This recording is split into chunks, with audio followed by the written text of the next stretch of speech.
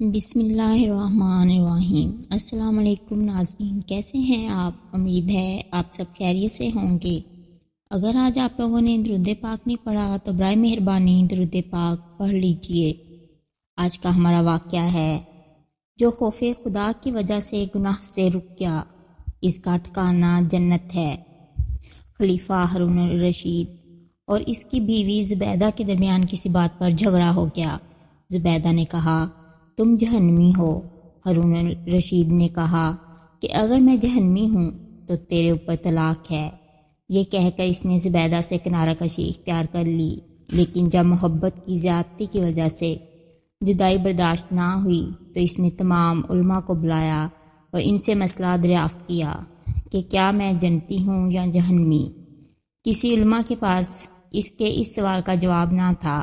حضرت امام شافعی روی جو کہ کم سن تھے، وہ بھی علماء کے اس گروہ میں شامل تھے۔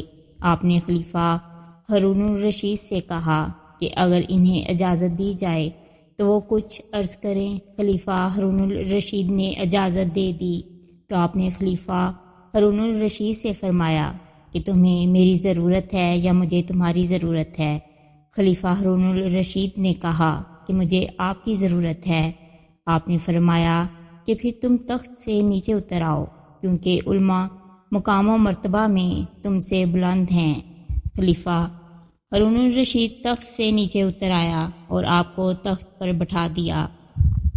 آپ نے اس سے سوال کیا کہ کبھی تمہیں ایسا موقع ملا ہو کہ تم گناہ پر قادر ہو مگر محض خوف الہی کی وجہ سے تم نے وہ گناہ نہ کیا ہو؟ خلیفہ ہارون الرشید نے حلفاً کہا کہ ایسے بے شمار مواقع آئے مگر میں نے خوف الہی کی وجہ سے گناہ نہیں کیا۔ حضرت امام شافعی نے فرمایا کہ پھر تم جنتی ہو، اور جب علماء نے آپ سے اس کی حجت دریافت کی تو فرمایا کہ اللہ عز و جل کا فرمان ہے کہ جو گناہ پر قدرت رکھتے ہوئے بھی خوف خدا کی وجہ سے گناہ سے رک گیا، اس کا ٹھکانہ جنت ہے۔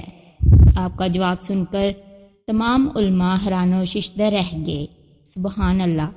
اس طرح کی اسلامی اور معلوماتی ویڈیوز دیکھنے کے لیے میرے چینل کو سبسکرائب کریں، میری ویڈیوز کو لائک اور شیئر کریں۔